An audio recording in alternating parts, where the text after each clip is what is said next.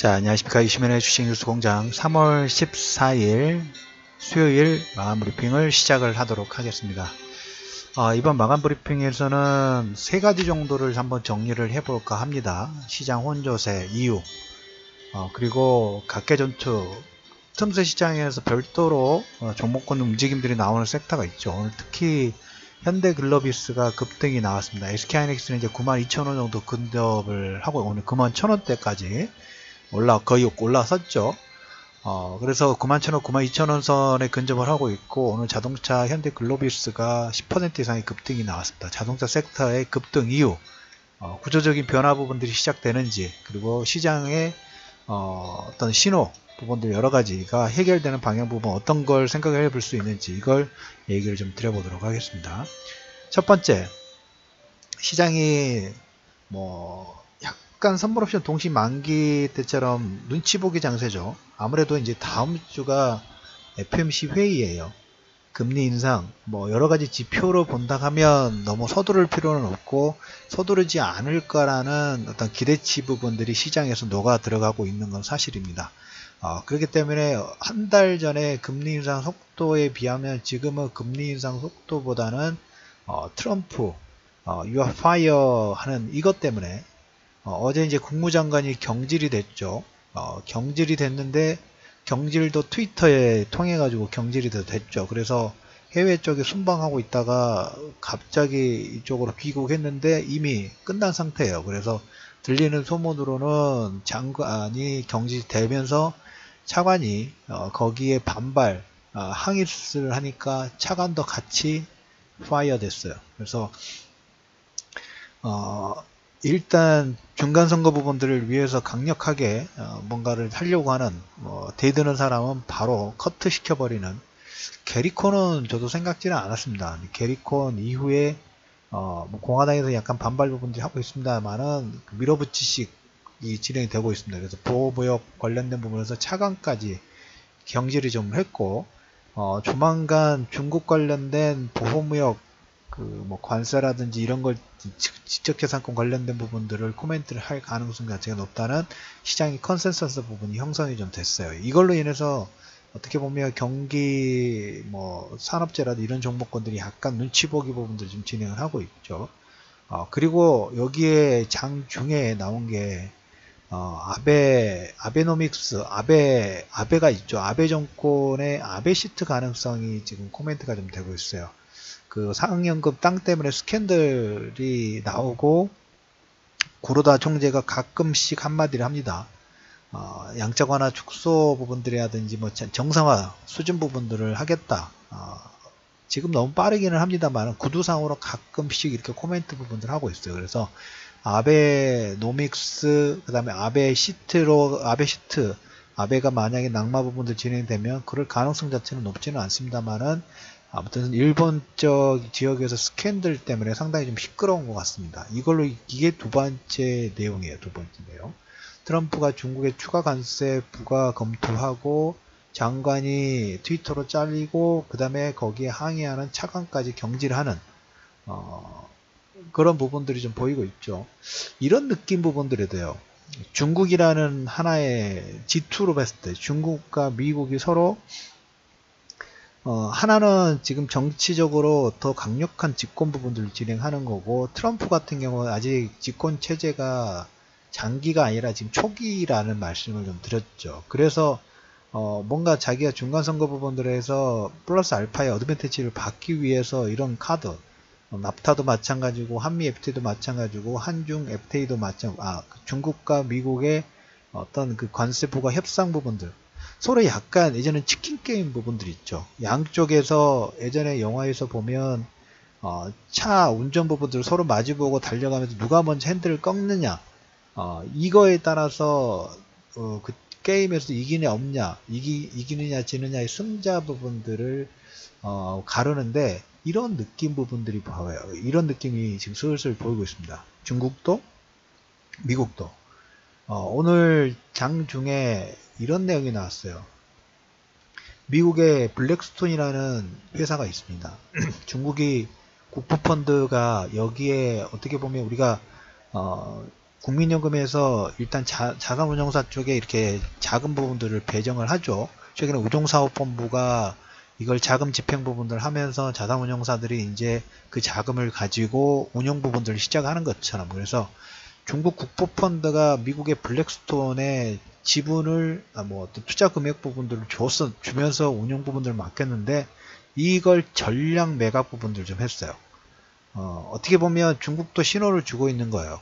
뭐 서로 카드 부분들을 하나하나씩 보여주고 있고, 그 다음에 중국 같은 경우에도 미국 국채, 그 다음에 중국 국부펀드가 이번 블랙스톤의 지분 전량 매각 부분들을 진행하면서 시진핑이 간접적으로 트럼프에게 신호 주는 거예요.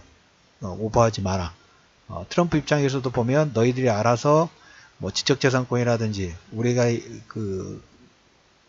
통상 관련된 부분에서 너희들이 많은 카드 부분들을 내놔라. 작년에 우리가 한번 생각을 한번 해보십시오. 이걸 처음에 이제 으르렁 거리니까 좀 소음 부분들이 나올 수는 있어요. 작년에 우리가 그 핵 미사일 관련된 발사 부분도 진행됐을 때 하고 현재하고는 또 완전히 틀리죠. 그때는 우리가 시장에서 그런 생각 부분을 했어요. 내일 전쟁 난다. 그리고 종편 방송에서 보면 24시간 내내 그 얘기를 떠들었었죠. 근데 지금 불과 몇 개월 사이에 보면 이게 완전히 분위기 부분들이 바뀌었죠. 지금 그런 선상이에요.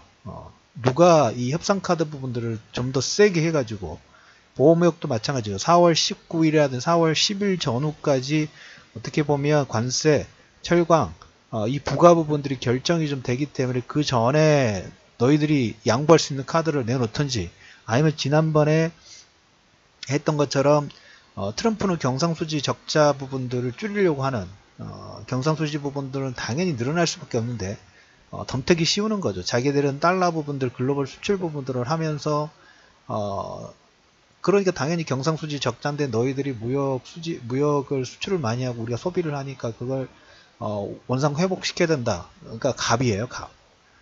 동네 갑이다 보니까 기축통화를 가지고 있기 때문에 경상수지 적자 부분들이 나는 건데, 이제 이걸 자기가 유리한 방어로 풀기 위해서 약간 윽박지르는 그런 역할 부분도 좀 하고 있다고 보시면 될 것 같아요. 그래서 한 달 정도 남아 있습니다. 다음 달 정도 철강이라든지 그 다음에 알루미늄, 어떻게 보면 그 시점이 다가줄수록 이 보험력 관련된 부분도 극점을 찍을 가능성, 아직은 찍지는 않았어요. 점점 그 시점이 되면 고조되다가 거기서 아마 꺾이는 시점 부분들이 나올 겁니다. 그래서 아직 마지막 한두 번의 어떤 치킨 게임, 미국과 중국 지적재산권, 그 다음에 중국은 국부펀드를 통해 가지고 미국 블랙스톤 지분 전량 매각 부분들 하고 국채 매각이라든지 그 다음에 미국에서 가장 많은 수입 부분들 하고 있는 콩이라든지 이런 대두 이런 것고 서로 많이 잃어요. 많이 잃기 때문에 어느 정도 선에서 이렇게 교착점 부분들을 좀 만들 수 있는 가능성 부분이 있을 거예요.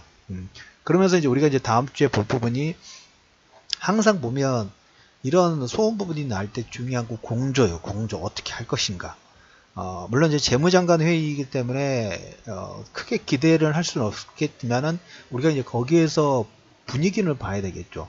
글로벌 공조 지금 이렇게 뭐 죽자 살자 할 가능성은 없지는 않아요. 어떻게 이것까지 만들어 놨나 하면 거의 7년 8년 이상의 시간이 걸려서 이만큼 만들어 놓은 거죠, 경제를. 근데 조금 경제 올라왔다고 해서 지금 이 시점에서 이걸 모든 걸 다 박살낼 가능성 자체는 높지는 않아요. 왜? 더 큰 게 남아있기 때문에. 그래서 그 공조 관련된 부분들은 다음 주 재무장관 회의가 있습니다. 그래서 어떻게 보면 이번 주보다는 다음 주에 FOMC라든지 재무장관 회의에서 실마리, 그 다음에 이제 보험무역 관련된 부분도 한 번 더 얘기를 하고, 다음 주는 실마리를 찾아가려고 하는 그런 기조 부분들이 보일 수 있다는 얘기를 좀 드려보도록 하겠습니다. 그래서 이 부분이 글로벌 시장에서 시장의 약간 혼조세 부분이 뭐 나스닥이라든지, 나스닥은 전고점 돌파하고 약간 눌림목 부분들 돌파 나왔으니까 잠깐 쉬어가야 되겠죠. 다우지수는 뭐 경질되니까 거기서 약간 출렁거리는 부분들이 나오면서 우리나라 시장도 여기 선상에서, SK하이닉스는 그거와 별도로 이제 91,000원, 92,000원 근접 부분들이 진행이 되고 있고, 오늘 이제 그리고 마지막으로 얘기를 드릴 부분이 현대글로비스의 급등이에요. 2달 정도 된 것 같습니다. 현대차 그룹의 연말 행사 부분에서 이 지배구조 개편 관련된 부분들이 진행될 수 있다는 코멘트를 좀 드렸죠. 그때 현대글로비스가 13만원대 중반 정도였어요. 한번 움직이다가 한번 출렁거리면서 밑으로 급락시키다가 다시 이제 16만원대까지 올라왔습니다. 하나의 사건 부분들이 나왔을 때 우리가 이제 그 방향이 한 키를 보면 중요한 것 같아요. 가다가 보면 현대글로비스도 보면 13만원대 우리가 현대차 어떻게 지배구조 부분들을 만들 건가, 공정거래위원회에서는 분명히 이 구조 부분들을 바꾸라는 어떤 그 일감 몰아주기 안 된다를 시작부터 해가지고 이제 종몽구에서 정의선 씨로 넘어가야 되는데 일단 기축 부분들이 된 것은 종몽구 씨가 현대건설 이사 부분들이 임기가 만료되면서 이제 이 체인지 부분들이 시장에서 부각되기 시작을 했어요. 전에도 정몽구 씨가 이사 선임 부분들 하면서부터 스타트가 들어갔기 때문에, 그래서 그때 여러분들한테 2달 전에 설명드렸던 게 시장에서 가장 이상적으로 지금 원하는 시그널 부분들은 현대차, 현대모비스, 이 그 각 지주사들 있죠. 각 기업들, 기아차, 각 회사들이 지주회사가 먼저 되고, 그 다음에 이제 지주회사 지분 부분들이 또 다시 합해지면서 현대차 그룹의 지배구조 개편 부분들이 될 가능성 자체가 크다. 그러면서 여기에 또 부가적으로 정의선 씨가 가지고 있는 현대글로비스 지분을 어떻게 이용할 것인가. 그렇기 때문에 오늘 현대글로비스가 10% 이상의 급등 부분이 나온 게 이걸로 시작된 거예요. 2달 전에 미리 얘기했던 게 이제 움직이기 시작한 거예요. 근데 방향은 그 방향이 맞죠. 근데 그 전에 주가 부분들 보면 13만원대에서 한번 출렁거린 부분들이 좀 나왔죠. 출렁거린 부분이 나오면서 한번 급락이 나왔어요.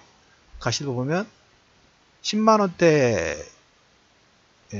10만원대 초반, 13만원대까지 하락 부분이 나왔다가 다시 13만원대에서 16만원대, 14만원대, 14만원대 중반까지 상승 나왔다가 다시 13만원 급락이 나왔다가 이번에 딱 슈팅 나온 거야.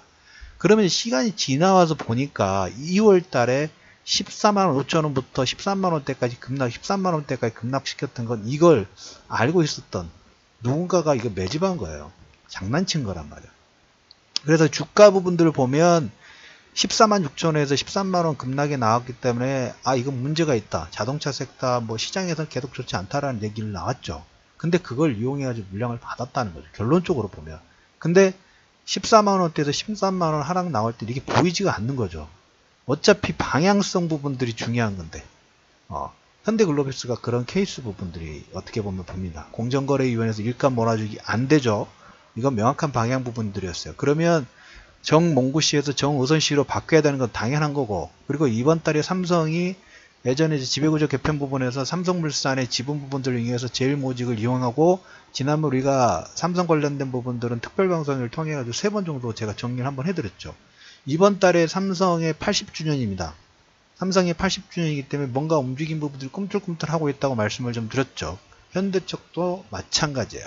현대차 그룹이 어떻게 보면 아직까지 풀리지 않은 SK그룹도 좀 남아있고, 그래서 현대글로비스는 올해 급등 10% 이상의 급등 부분들이 진행된 것은 2달 전에 얘기 드렸던 현대차 그룹의 지배구조에 10% 가까운 상승분이 나온 것은 지배구조의 개편 부분들이 정몽구에서 정의선 씨로 움직이려고 하는, 이건 더 미뤄지면 안 되는 거예요. 올해 상반기든 가시적인 방향 부분들이 나와야 되니까 무조건 질질 끈다고 해서 안 되는 게 아니기 때문에 만들어 가야 되기 때문에, 그럴 때마다 거기에 시장에서 전에 얘기했던 현대차 그룹, 현대모비스, 현대차, 기아차의 지주회사 설립, 인적 분할, 그리고 여기에 지주회사 부분들을 가지고 다시 통합, 그리고 이제 그때 정의선 씨가 가지고 있는 현대글로비스라든지 이 글로비스 지분 부분을 어떻게 이용할 것인가, 여기에 이제 부가적으로 이제 몇몇 종목군들이 뭐 현대 엔지니어링이 어떻게 사용될 것인가, 이건 부가적인 부분들이 합니다. 장외시장에서.